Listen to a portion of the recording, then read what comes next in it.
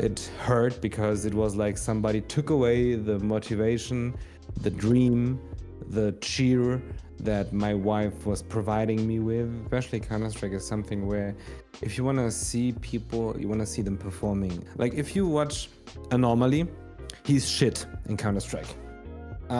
He's not good. But he got famous because of his skins and of his personality. Welcome to the second part of the interview with Chief Kinzo. If you haven't yet watched the first part, click on the link up here so you have the full story. In this part, we discussed some of the weird requests we are getting throughout the streams or via our comments, dived a bit into what does it take to build a viewership on Twitch while being a successful YouTube content creator, and Kinzo also answered some of the either or questions I prepared about CS or his life. Before I cut to the interview itself, if you like this or my previous videos and haven't yet done so, click on the like and subscribe. I'll be super happy for that. Now, off to the interview itself. Speaking of having these positive experiences, which are obviously why we are mostly doing that, apart from what you documented through your videos, how you had some problems with those like hacks and stealing the skins, etc. Did you have any weird experience? And I mean more weird in a kind of laughable way, like weird request on the stream, in the comments, or anything sort of. I'll tell you why I'm asking after yeah. you respond. Okay, I'm curious. Well, I mean, sure, there are tons of weird requests. What lately people are starting, they're asking me if I could gift them skins. Mm. This is something I don't see it as weird, but I see it as I would love to do, but I can't afford to hand out skins and gifts just like that. I Wait, so sometimes they just come up right to you and ask you, like, give me skin? yeah, yeah. Like What? they think that just because I'm doing YouTube and I'm having good skins myself, that I am some kind of rich. And like for example, sometimes you see Sparkles does funny videos where he gifts people skins and stuff like that. But that's another situation. Like I can't do this. I can't afford to do this. Unfortunately, I would love to do. So that's why I give people the chance to do so in clip competitions, in giveaways and stuff like that. But this is not weird. This is just something that I think is kind of hard to ask and kind of hard to answer to because I don't like to say no all the time, but I have to. Um, a lot of people, or not a lot of people, like the weirdest requests are people who would like to meet up with me. Um, I think that's kind of dangerous because you don't know who is at the other end of that computer or that phone who's typing that message. Like people who are asking me where I live, like maybe we could meet up and like spend some time together.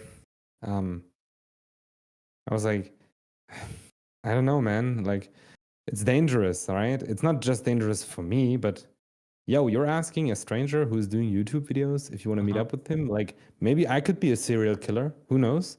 Um, because at the end of the day, what you're seeing is a video, a cut video. So Yeah. you don't know if that person is even real. However, those were the weird requests. But now I'm curious, what was your weirdest request? I mean, it was just a bit of fun, but like just to you, what you said, like it's dangerous, especially when we have cases like P Diddy, right? People don't learn. No, to me, it just happened because, and I still don't really have enough. Like, I still don't really get viewers on my stream. That's very hard to build. At least I perceive it for now. It's kind of It hard. is. It is. I have a very dedicated viewer. It's a person I know through a friend, through my schoolmate, from back in 2000 and single digit years.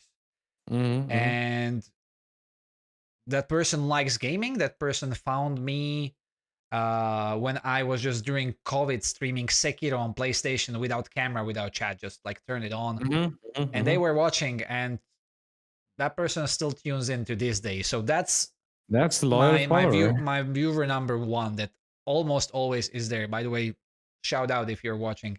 And then all of a sudden there was I see 3 people watching. I'm like, who? There is someone new. I'm like, hey, hello, how did you find me, etc.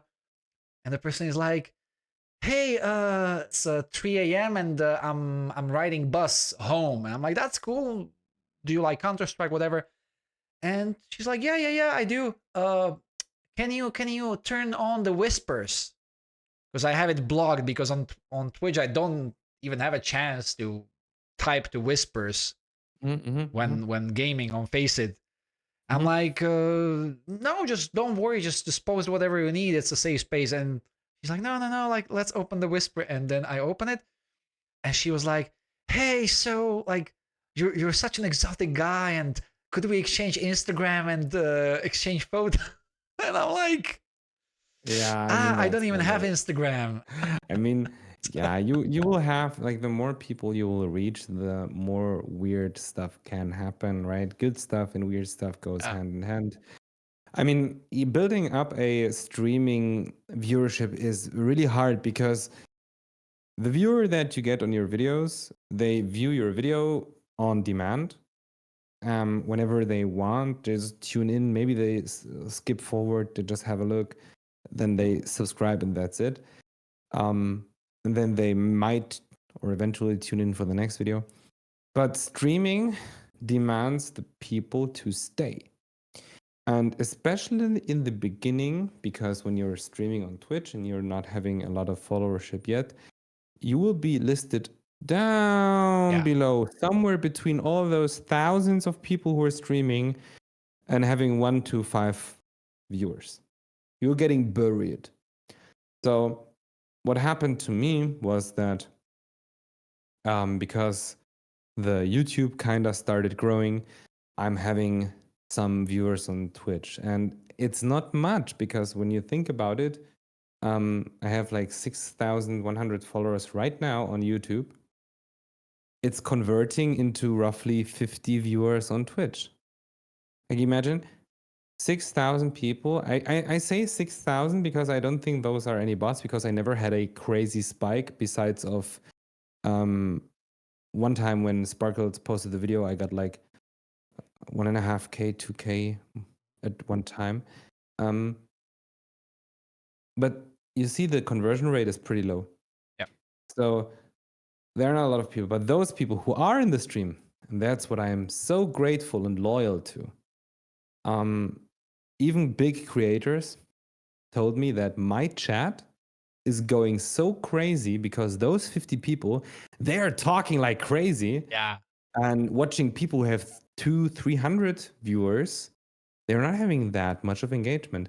What I would try to say is don't focus too much on the viewers on the live stream on Twitch because, as I said, the conversion rate is very, very low. And you will not gain viewers from Twitch itself. yeah, This will not happen. The way Twitch is built, this is not going to happen when you're in low viewerships. yep, Sometimes when you're lucky, you're getting rated, and that's the time to shine. Because in that time you're having the chance and you see how much people you can keep, they will stay and they will follow you on Twitch and then everything comes along eventually. and like CS especially is a hard game to grow Twitch viewership. One, Of because so course. many people are doing it. Second, you are not free to interact with the people in the moment. You need to wait till the end of the round because otherwise they're gonna have a crappy experience. Like this is my second try at doing a content creation. The one before was just I have the stream open and I upload to YouTube whatever I recorded. I didn't edit Mm-hmm. anything. And I was playing this. It's called Go. It's like the old game, like a chess-like game. You're putting the stones on the table, capturing things. It was the last game that was being solved by AI recently. Mm-hmm. Mm-hmm.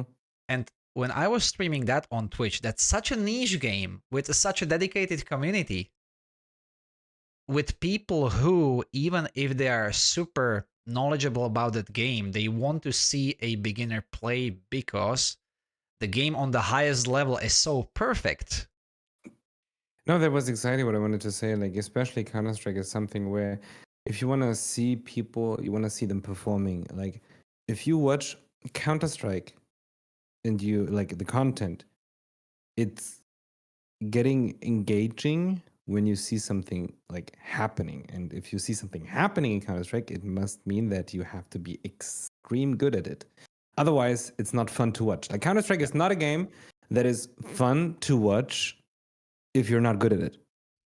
Like, it does not make, like, nobody wants to watch that. Not even me. I don't want to watch people who are bad at the game. So, and I am bad at the game. However, what I try to do is I bring a lot of character into my content so that it does not matter that much that I'm not crazy ass good in the game, that I'm not a Renyan, that I'm not like 3000 elo on Faceit.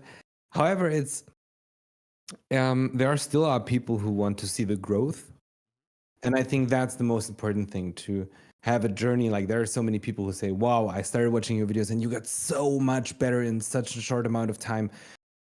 And I think that's the only reason people are watching. They're not watching. Like, I could have displayed any other game, to be very honest with you. And I think it wouldn't have mattered what content I'm doing, like which game I would be playing, because I think the game for me or for my channel is secondary. Stage, right? So I could change out Counter Strike with any other game at the end of the day. And that's actually one of the reasons why you watch people. Because why would you like to watch, I don't know, there's somebody that I personally, somebody who is not even a year or two on YouTube but has blown up pretty fast, is Ride or Die.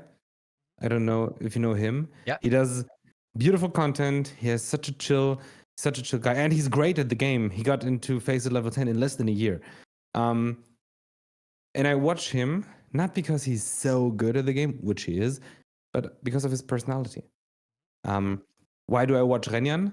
I mean, yes, he's crazy at that game, but because of his personality. And that's what I want to become. Like, if you watch Anomaly, he's shit in Counter Strike. He's not good. But he got famous because of his skins and of his personality. Like, he blew up because he opened up a knife like 10 years ago, and he was screaming so hard that you see, wow. And that's what I want to say is, you gotta focus on getting better in the game, because the better you get, the more people have like eye candy to see if they're watching your content, something to witness, but also getting to know your character. And that's something very important, to bring in character no matter what you do. I was feeling pretty much oh shit, the only thing that I can do is now Counter Strike, but I would really love to do other games, like stream other games. And I started sometimes streaming other games, and people still stayed and new people joined. But you get in a conflict because there are a lot of people, they actually came because of Counter Strike, right? And you're gonna lose on them. But yeah, you gotta find like a middle, like a path in the middle, to know a balance on how to do it. And someday, like maybe today you start your channel with Counter Strike. Maybe someday you evolve to something else. There are a lot of channels that started with a different game that they ended up in today. And that's okay. That's how content creation works. Sometimes you just change what you're doing and you stick with it and you feel it, right? Yeah. And your viewers will know that. I wanted to ask you one question because I really like the story, and I'm sorry you don't have that skin anymore, but that bayonet from your wife. Yeah. Is she a fan of the game? Does she Nah, watch? Does she play? No? nah. So when I started this channel, and I started the channel like longer than I started the first video. She was like, you know what? I believe in you. I believe in what you're trying to do. And I know that you like skins. So I'm gonna give you something like, here, take that. And that's a sign, like always when I was playing and I was watching that pixel, that expensive pixels, I was getting reminded that, hey, there is somebody always believing in you, no matter how bad it is, no matter how hard the days are, there is somebody believing in you. And that's why there was like a gift, like a symbolic meaning in that. And yeah, when I got scammed and I lost that, as I told you, I'm in a privileged position that does not hurt that much because of the money. However, it hurt because it was like somebody took away the motivation, the dream, the cheer that my wife was providing me with. I mean, sure that like that didn't stop at that point, but somebody took the symbolic like, and I was thinking about stopping because I was so down.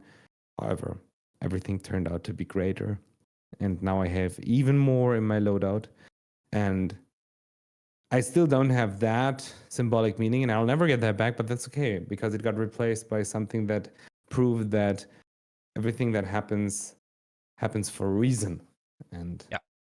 it did. Yeah.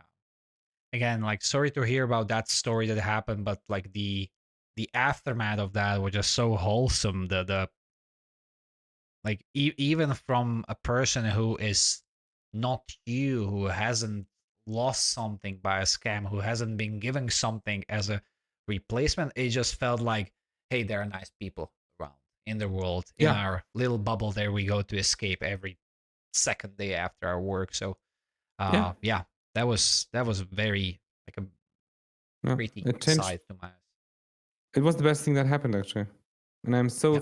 grateful. Thank you to the scammer. It was the best thing that ever happened. He saw it because he was a viewer. Okay. So he 100% witnessed what happened afterwards. So Well, that's bit of a revenge enough.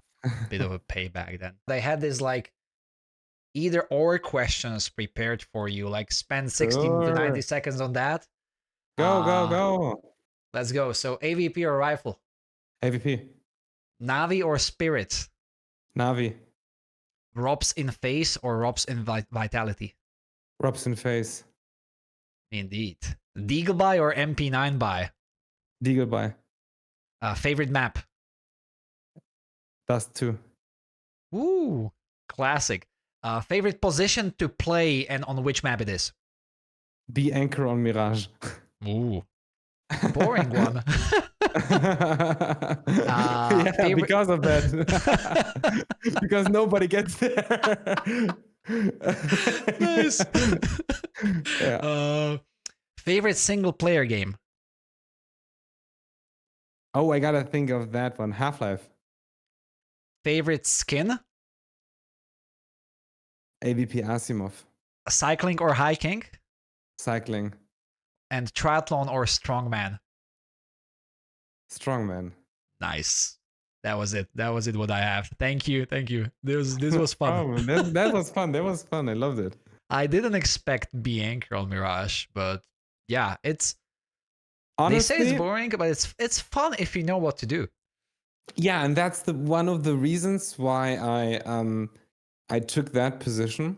Mm, because there always is a certain way to do it. Like there is like there like it's there's nothing that can happen that is like unforeseen. Like if you're B anchor and you have somebody going out short, like okay, he's in short.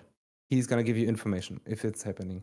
But the first thing that I do is I go as fast as possible on B. I throw my molly deep into apps. Listen if there is somebody stepping through my molly. Do some jump throws. If my molly burns down, I throw a nade afterwards to check if somebody even went there. And then I jump spot and take as much as information as possible. So, and if I don't see in the first 20 seconds somebody going through, I'm going to give the information. Okay, guys, no apps push, no apps push, no apps push. The short guy is confirming mid is free. So No? Yeah. You and the app and the short guy is hearing if somebody is going through under. So I think it's a position where it's kind of boring because most of the time they will go to A, but I can stay there on my own and give as much information to the team as possible so they can be prepared on A. And the rotation from B to A is very fast. So if I like, you kind of have a fast feeling for how to rotate and when to rotate. I don't have that on Ancient. Oh, my light turned off. Just give me a second. So I don't have that on Ancient, for example, or on Nuke. But that's why I love to play Anchor, because I have my set of utility. I know how to use it. I know my positions, how to change from here to there. There's a sneaky spot I always get into where especially low elo, never check. There's like that one spot. I can't tell you. It's the backside of the site, and you have like a pixel spot to see if they're coming. However, I like that position, and in the beginning, I was getting stomped all the time because if they rush B apps, you're fucked. But if you know how to handle it, how to fall back, how to throw the proper utility, I think you're being valuable for your team to win the round. Yeah. Yeah. I kind of like those types of roles that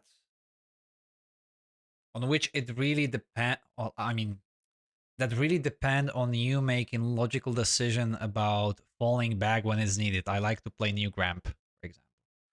Yeah, that's That's a one. great position too. That's one of Yeah. my most favorite positions to play, really, because it's actually the favorite map of the team of friends that we play with. If I don't play solo or with someone else Mm-hmm. from my home country, but yeah, it's a rewarding position, and like both uh B Mirage or Nuke Ramp can be perceived as boring, but if you're a good player, if you have a feeling for what's happening there, you can play it so aggressively and do a lot of cheeky stuff around, like I mean, those Robs kind of plays, you know? yeah, and the thing is that I know that it's a hard position, and I want to get as good as possible in that position, because everybody knows how to play A or con on Mirage. So if I get into a match, I always, like, nobody calls, I go B. Mm-hmm. And I'm like, okay, that's my rule. So that's in an uncontrollable environment in playing pugs. That's a part that I have under control. So if I get good at something that is usually uncontrollable, I have covered like a good part of the game and are making enough impact. So that's one of the things that I like to do, is I like to learn hard positions. Yeah, it's challenging in the beginning. You get fucked over a lot of times, but you get better eventually. And so that's why I like to have as much as possible control during the game and to steer the game to the win. Yeah, to win the round. Nice. Uh Last thing I wanted to ask you, and that's gonna be something I believe nice for potential viewers. Sure. Um because I think like both your content and what I try to do is showing what a non-pro working individual does to play this game well as a pastime activity. But from your Mhm. non-pro perspective, from the pro in life perspective, sort of, what would you tell those kids that are aspiring now to become a pro? Because I see a lot of those things on the servers, on Discords, on Reddits, like, hey, I'm putting everything I can to go pro and I want to become a pro and there is no other path for me, etc., etc., etc., which is great. They have their passion. They want to become something big. But what would you advise them if you had the chance? So if you're talented at something and if you're young, go for it. Um, like, put as much time and effort as possible into the thing you believe in. However, never do that without a safety net. Mhm. Um, so, for example, the average 13, 14 years old Counter Strike talent where I say, wow, that's young enough to say you could go pro if you put in 16,000 hours like Donk or 20K thousand hours at the age of 18. It means you can do it. Like Robert Greene said in his book Mastery, if you want to become professional in something, a master of something, you got to invest 10,000 hours spending doing this. And I truly believe in that. I truly believe that you can become a professional in everything if you put enough time, and if you're not handicapped, but if you put enough time, even if you're handicapped, but if you put enough time in it, like for example, 10,000 hours. I mean, and still, then their odds are small, but they will get bigger at that point. So invest all the time that you want to invest in there. However, never do that without a fallback. Never neglect your school. Never neglect your job to go full into that. When you see that it's growing, when you see that something is getting slowly there and you are having momentum, go all in. Go all in. That's my advice to all the people out there who want to become pro at anything. Go in with everything you have, but keep yourself a safety net, a fallback scenario if you fail. It's okay to fail, but if you fail miserably, you will regret that you didn't build any foundation. Like, it's easy.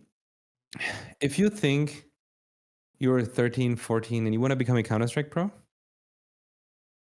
get great in school, like put in so much effort, put in more effort into school as anybody else, and still try to play as much Counter-Strike as possible. And then when you graduate and you say, oh, okay, now I have graduated, now I have a degree in something, let's go, fuck it. Now let's go full-time Counter-Strike. And if you fail, if you don't get pro in 3, 4, 5 years, you're still young. So you could say, all right, I'm gonna go get a job now. So, but you have that degree, right? You still have that. And without having that foundation, without having that fallback, that safety net, without that, I wouldn't even bother starting going all in into something. No, it's just not worth it. It's just not worth it. No.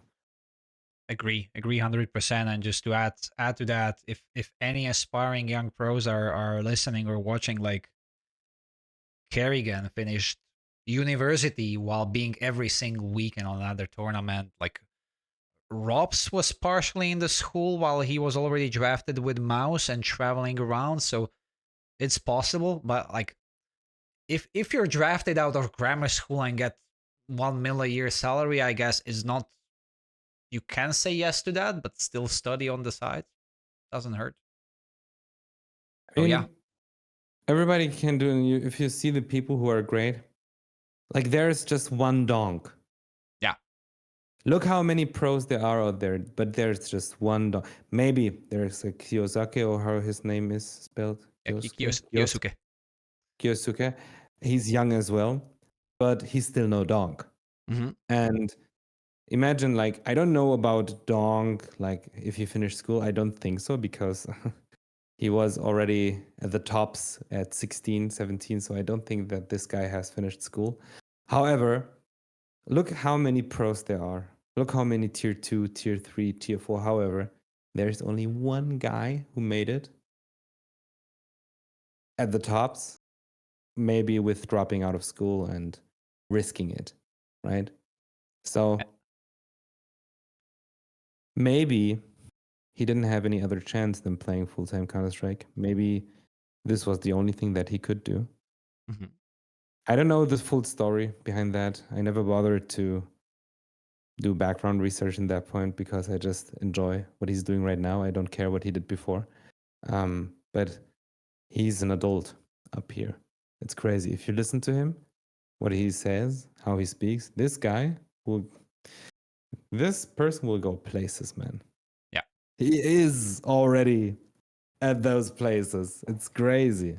But yeah, that's the way. Like, there are people who played Counter-Strike like all their life. Like, have a look at Pasha. Mm-hmm. Like, he's not a young prodigy, but he was playing in 1.6 lands back in the day. There are pictures, you can see those. And still, he was working as a construction worker. I guess he was working in construction. That was what he was working until um, the Virtus Pro days. So Have you seen that documentary that Red Bull pulled up? Like nah, I haven't seen it. he said that they were, I believe it was him, because the team that created Virtus Pro, I believe they met at some party or something like that. And it was when CS 1.6 died and CS:GO was up and coming in those months. And they were like, let's do this in the new game. And he's like, so in the morning, I came to my boss and I told him this is the last chance I can make it. If not, I'll be back in a year or something along those lines. Oh. And for me, like becoming a pro Counter-Strike from a perspective of 13, 14-year-old guys is like tier 1 Counter-Strike pro for one of the teams that actually earn a comfortable living. Because if I do my calculations right, there are not so many teams that can pay players enough to have a comfortable living. But like it's like for me becoming a CEO of my corporation. One out of several tens of thousands people who might want to do the same. That are in the company, and several much more that are not even in the company yet. Yeah. So, yeah, exactly. Yeah. Exactly. And that's how life works. That's how getting famous works, getting professional at something, getting successful. That's how being successful is. So whatever you do it with all your heart and all your soul. Do it because you want to do it, not because of the money, not because of the fame. And that's even for content creation like I do. Now I'm doing it really for just enjoying it and see where it takes off. And as long as people comment, you will make it, and still comment it under every video, I continue. And I couldn't wish for a more beautiful ending to this interview. Like, couldn't have said it better. Thank you so much for investing your time, for spending almost 2 hours today. I appreciate that. I really, really appreciate that. I had a lot of fun. Thank you. Likewise here.